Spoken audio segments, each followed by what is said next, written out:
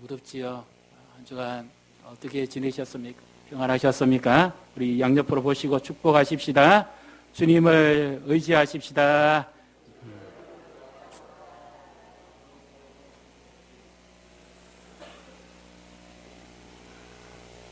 요즘 어떻게 사십니까? 이렇게 물으시면 어떤 분이 이렇게 대답합니다. 근거히 살아왔습니다. 참 살기 어려우시죠? 힘듭니다. 사는 것 자체가 전쟁입니다. 처절하게 삶의 현장에서 움직여야 되고 바쁘게 쫓아다녀야 되고 얼마나 힘듭니까? 어떤 분들은 구둣발이 닿도록 쫓아다닐 것이고 어떤 분들은 시간에 맞춰서 그렇게 허겁지겁 살아야 되고 자녀들은 하나라도 더 배우기 위해서 발버둥 쳐야 되고 참 살아가기 너무너무 힘듭니다. 그리고 어떤 분들은 너무 외롭습니다. 함께 해줄 분이 가까이 없고 가족들이 다 멀리 있기 때문에 힘듭니다. 우리 연세 많이 드신 분들은 이 무더위 견디기가 참 힘드실 거예요. 여러 환경적으로 좋지 못하고 모든 것이 넉넉하지 못합니다. 그러니까 인사가 어떻게 됩니까? 근근히 살아가는 거.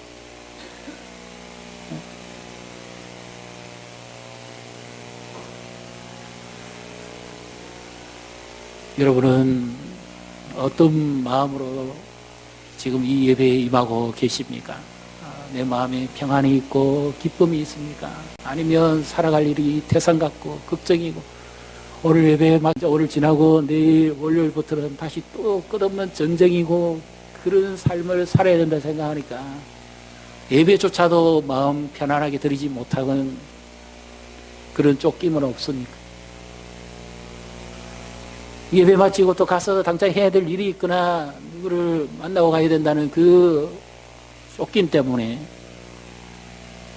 그렇게 힘들지는 않습니다.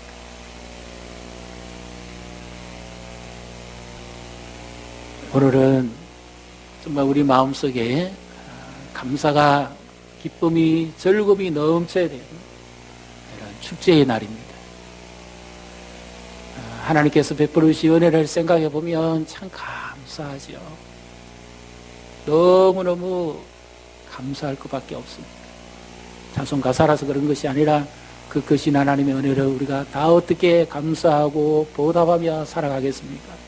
그럼에도 불구하고 지금의 상황이 오늘의 현실이 가정의 형편이 자녀들의 여건이 편치 못하니까 감사하고 싶어도 감사하기가 힘듭니다.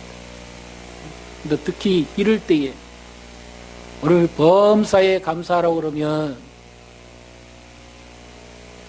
얼마나 마음이 불편할까요? 한 번 정도는 감사할 수 있어.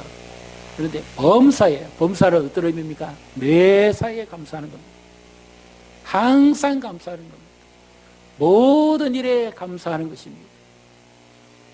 어떻게 사람이 모든 일에 감사할 수 있어요?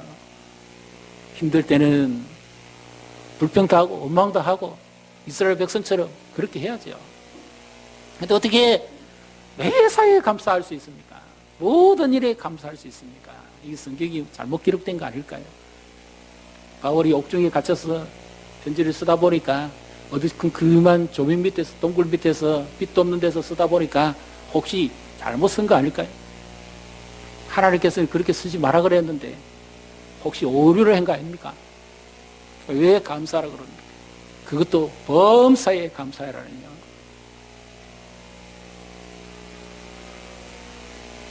이 말씀이 와닿습니까? 와닿지 않지요. 우리 가정적으로 한번 먼저 감사를 한번 생각해 보십시다. 갑자기 몸이 약해졌을 때 아무도 없는 것 같았지만 옆에 사랑하는 가족이 있었습니다. 그래서 그 가족 때문에 그 힘든 시간을 이겨낼 수 있었습니다. 가족의 고마움이죠. 부모님이 계셨기에, 사랑하는 남편이, 아내가 있었기에, 또 자녀들이 있었기에, 아니면 함께 사는 언니 동생이 있었기에, 아니면 또 이웃이기에 감사하죠. 얼마나 직장에서 힘들고 어렵습니까? 우리 자녀 때문에 이길 수 있었고, 가족 때문에, 부모 때문에 감당할 수 있었던 것입니다. 오늘 이 감사절에는 정말 우리가 작은 분 하나에게서부터 우리가 먼저 감사의 고마움을 잘 그린 절기입니다. 옆에 분 가족이 계시면 손을 한번 잡아주시고, 자녀가 있다면 손 잡아주시고, 네가 있었기 때문에, 당신이 있었기 때문에 내가 오늘까지 견딜 수 있었다, 감당할 수 있었다, 고맙습니다, 사랑합니다, 이렇게 한번 인사를 한번 해보십시다.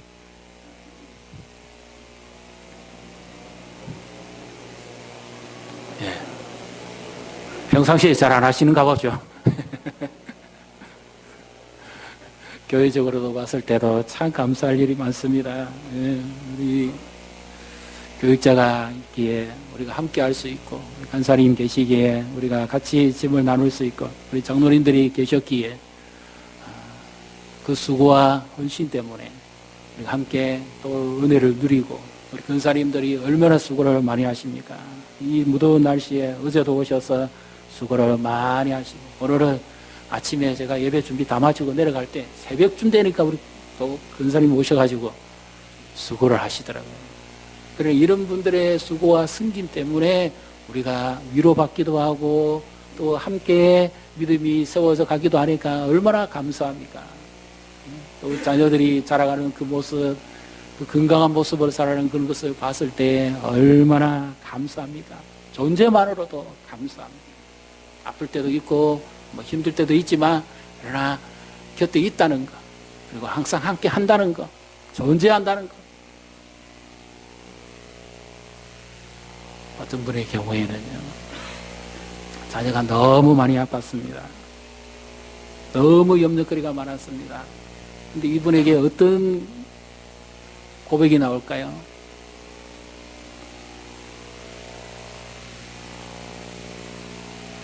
살아있음에 감사합니다.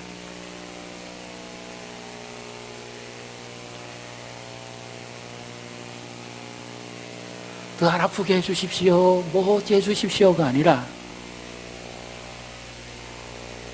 내 딸이고 내 아들이고 살아있음으로 인해서 감사합니다.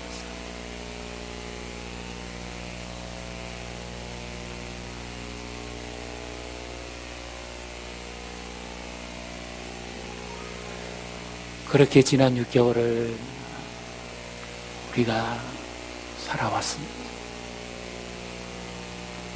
지금 국가적으로도 많이 힘들고 어려운 때입니다. 정말 살아가기 어려운 때입니다.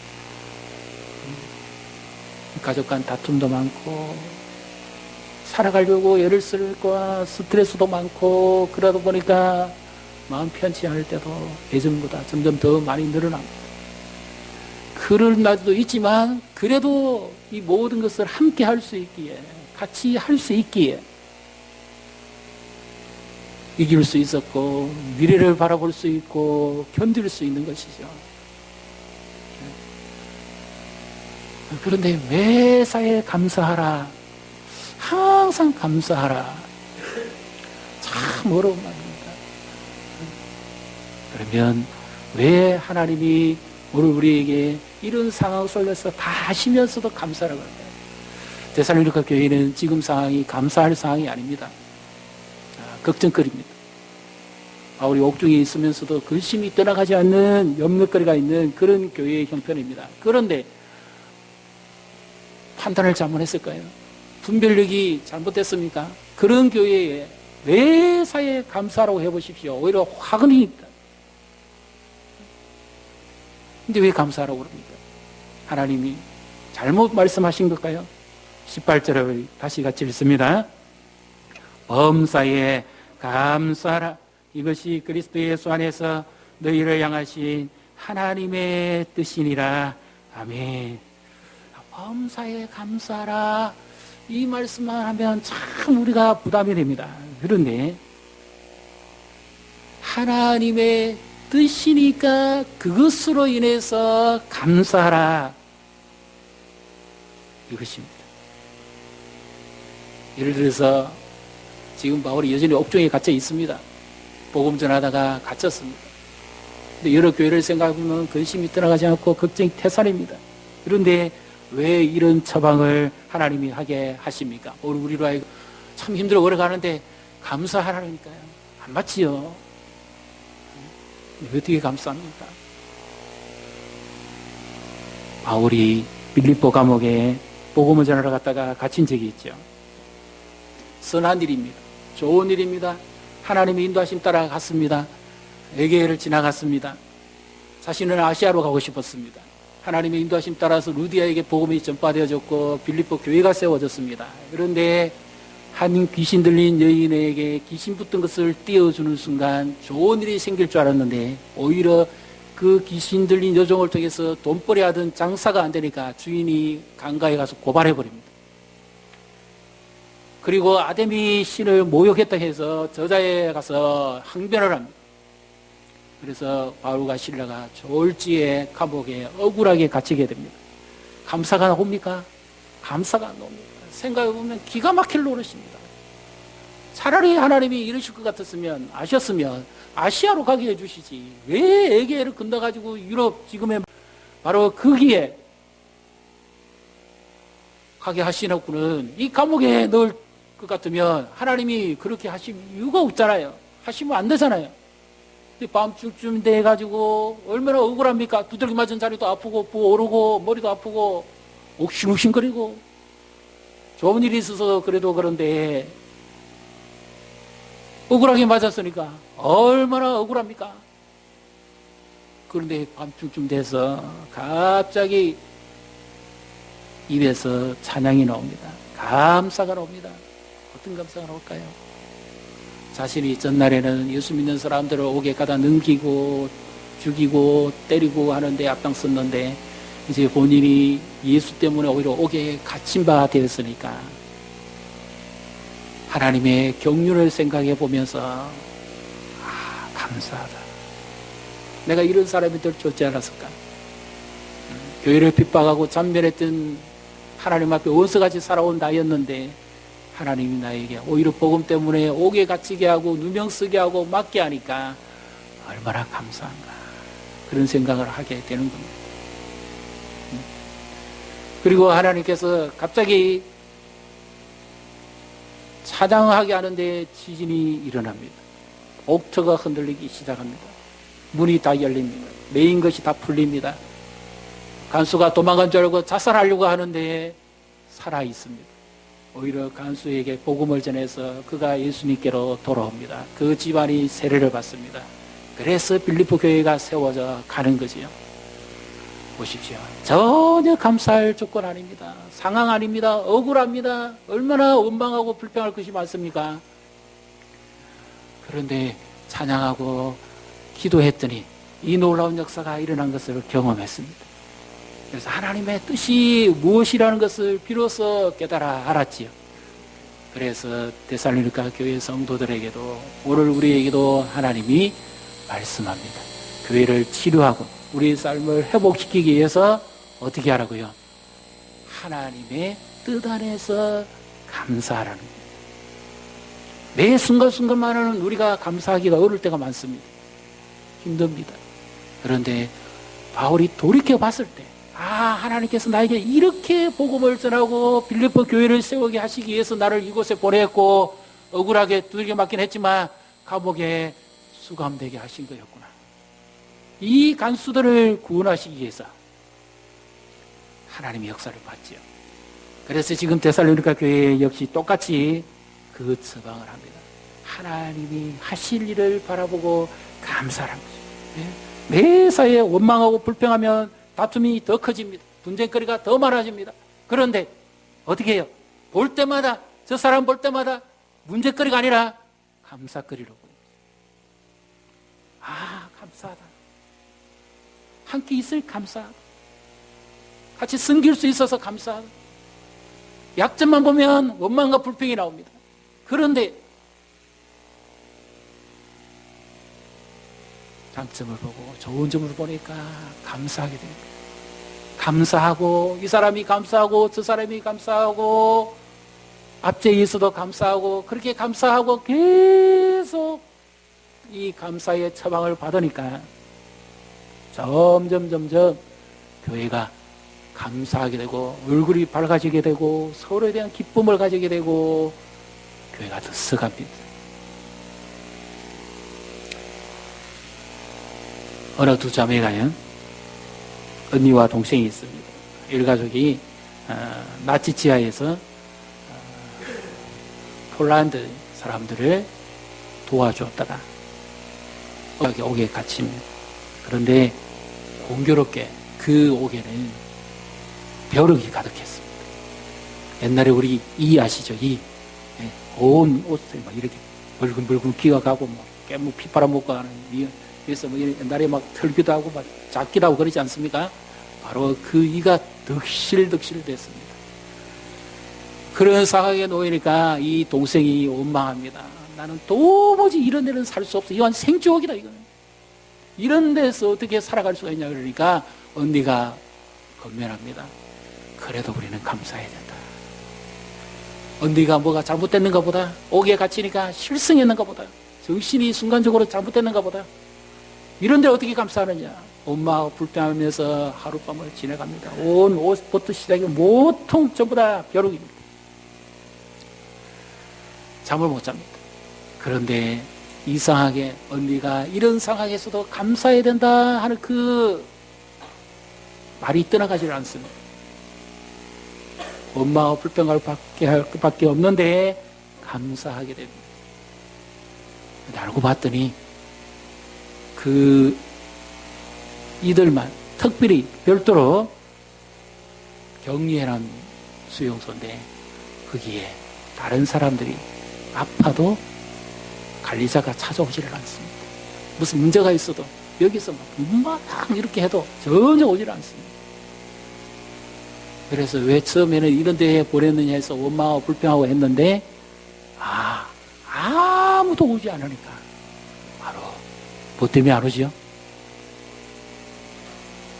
누구 때문에 안 오죠? 네, 벼룩 때문에 아무도 접근을 안 합니다. 그래서 어떻게 합니까? 거기에 같이 수감하고 있는 사람들에게 복음을 다 전해버립니다. 벼룩 때문에 아무도 안 오니까 오히려 벼룩으로 인해서 그 가운데에 복음을 받아들이고 구원을 얻고 영생을 얻습니다. 비록 벼룩이라는 환경은 좋지 못하지만 천국이 되어버린 겁니다. 말씀이 있습니다. 성령이 임합니다. 뜨거운 찬양이 있습니다. 그래도 간수들은 안 옵니다. 왜요? 벼룩 때문에 안 옵니다. 우리의 상황도 그렇지 않습니까? 어떻게 보면 가정의 벼룩이 있을 수 있죠. 어떻게 보면 직장의 벼룩도 있을 수 있습니다. 내 자신에 대한 벼룩도 있고 건강에 대한 벼룩도 있을 수 있습니다. 이런 것 때문에 도무지 기뻐할 수 없고 즐거워할 수 없습니다. 그런데 그 벼룩을 통해서 역사하시는 하나님이 계시기 때문에, 그래서 하나님께서 이런 뜻을 이루어가는다는 것을 깨달아 알기 때문에 벼룩조차도 감사하게 됩니다. 이것은 순간순간 바로바로 감사하라는 것이 아니고요, 하나님의 이 모든 경륜과 뜻을 깨달았을 때, 지금 도무지 감사할 수 없는 상황인데 바울처럼 이 수감자들처럼 돌아보니까 하나님께서 이 일을 통해서 하실 일이 있는 거구나, 하나님이 이렇게 하시기 위해서 이렇게 하신 거구나 하는 것을 깨닫는 순간부터 감사가 나오기 시작하는 거죠. 그래서 이렇게 생각해 본다면 하나님의 뜻 안에서 우리가 무엇을 할 수 있을까요? 감사할 수 있습니다. 지금의 내 벼룩 상황이 오히려 하나님이 하실 일을 바라볼 수 있기 때문에 감사할 수 있는 거죠. 오늘 맥주 감사주일입니다. 구약의 절기라고 해서 요즘 교회가 지켜야 되느냐 잘 안 지키기도 하고 또 명분이 없다고 해서 하는 그런 현실도 있습니다. 그러나 이 농사를 짓기 위해서 준 절기가 아닙니다. 이 맥주 감사절은 언약적 절기입니다. 6월절은 어린 양 희생 제물을 통해서 문설주와 문방행, 애굽 땅에 있었던 이스라엘 백성들의 집에 발랐을 때 죽음의 천사가 넘어가서 구원을 얻었지요. 그래서 6월절은 예수 그리스도의 십자가의 대속과 연결되어 있는 언약적 절기라면 이 맥주 감사절은 아직 이 신명기나 출애굽기, 민수기, 이 레위기에 기록되어 있는 이 절기들은 이스라엘 백성들이 아직 가나안 땅에 들어가지 아니했을 때 주신 말씀입니다. 그럼 그들은 여전히 광야에 지금 38년간 광야 생활 중에 하나님께서 주신 말씀입니다. 매 절기 3번, 1년에 3번 모든 남자들은 내게 와서 하나님이 이름을 두시려고 정하신 곳에 와서 이 절기를 지키라고 합니다. 그리고 지킬 때 가족과 자녀와 노예와 외국인과 레위인과 함께 기뻐하고 즐기라고 그렇게 말씀합니다. 이 감사절은 하나님께서 광야에서 그들의 먹을 것을 의식주를 공급해 주는 것, 그것을 기억하라고 하시는 절기입니다. 물론 가나안 땅에 들어가서 만나가 거치고 농사를 해서 수술을 해서 하는 절기이기도 하지만 농사의 초점이 아니라 언약의 초점입니다. 예를 들면 하나님께서 이스라엘 백성들이 광야 40년 동안 다닐 때요, 무슨 신을 신었지요? 40년 동안 신고도 구두 밑바닥에 안 닿는 구두 봤습니까? 사막길, 돌길을 가도 하나님께서 40년 동안 그들의 의식주를 책임진다. 밑바닥 그들이 신었던 구두는 최고의 브랜드입니다. 뭐지요? 물개 가죽신입니다. 40년 동안 갈 필요가 없어요. 그리고 그들이 입었던 옷은 40년 동안 한 번도 헤어진 적이 없습니다. 최고의 좋은 옷입니다. 하나님이 40년 동안 입을 것, 신을 것, 먹을 것은 어디 있어요?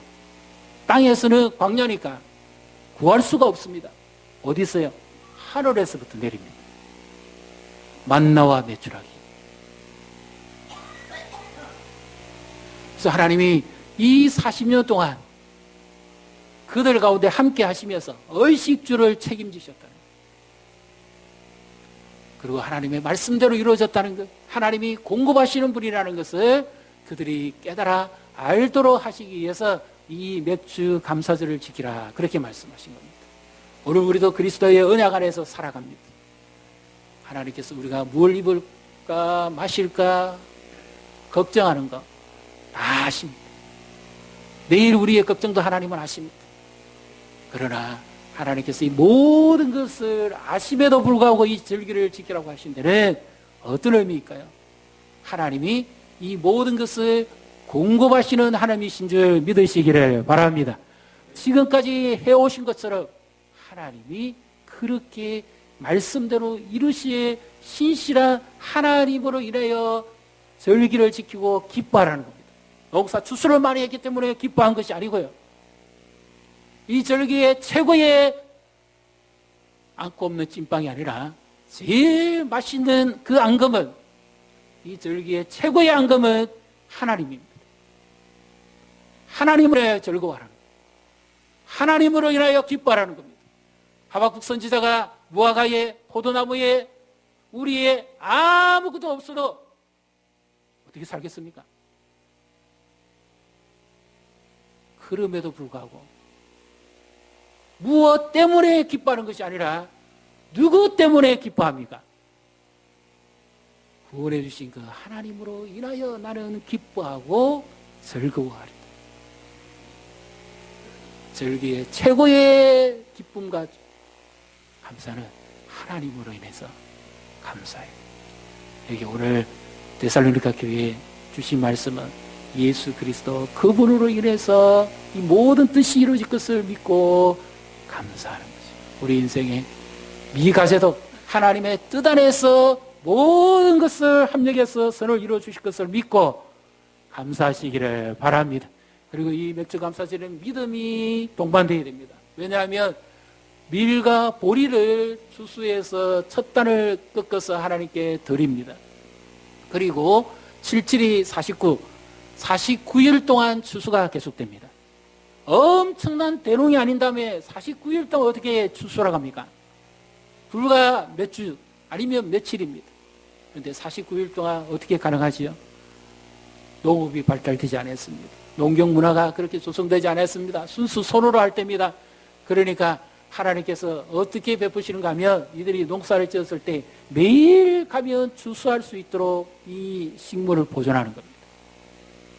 비바람에 해치지지 않고 타 죽지 않고 햇볕에 매일 가서 거둬들이도록 그렇게 하시는 겁니다. 그래서 이들이 가서 매일 거기에 가니까 하나님이 역사하심을 보는 거죠. 말씀대로 이루어지는 걸 보는 거죠. 그것을 49일 동안 늘 체험합니다. 그리고 하나님께서 이 맥주절을 지킬 때 지금 주신 것도 감사하지만 앞으로 주실 것 한 번 더 추수하지. 올리브, 포도, 과일 농사가 있습니다. 그것을 앞으로도 하나님이 이 49일 동안에 지켜주신 것처럼 지난 6개월 동안 지켜주신 것처럼 앞으로의 6개월도 하나님이 지켜주시고 마지막 추수할 때 수장절이죠. 우리로 치면 추수감사절이죠. 그 추수까지도 하나님이 책임져 주실 것이고 공급하실 것이라는 것을 믿음을 주시는 절기가 바로 추수감사절입니다. 수장절은 우리가 천국 들어가는 것, 언약적 절기입니다. 그래서 우리 지금 강야를 살아갑니다. 감사할 요인이 많이 없지만 환경 때문에 감사가 아니라 누구 때문에? 누구로 인하여? 하나님으로 인하여 감사하는 감사가 진정한 감사라는 사실을 믿으시기를 바랍니다. 그래서 우리 안에 어떤 조건 때문에 감사하면 그것은 가치가 없습니다. 하나님으로 인해서 함께 가족이 지켜올 수 있었고 가족과 함께 기뻐하라 그랬죠. 하나님께서 가정을 보존해 주시고 함께 가족을 지켜주시고 직장의 동료를 지켜주시고 함께 오셨기 때문에 그 하나님으로 인하여 감사하고 기뻐하랍니다. 그래서 이 모든 감사의 중심에 하나님이 계셔야 됩니다. 무엇 때문에가 아니라 정말 하나님으로 감사하고 내 신앙이 그런 신앙인지 점검을 해보셔야 됩니다. 그래서 오늘 이 감사의 기쁨이 충만하고 하나님의 은총이 우리 가운데 가득함으로 우리의 남은 6개월도 하나님이 책임져 주시고 공급해 주신다는 분임을 믿으시기를 주님의 이름으로 축복합니다.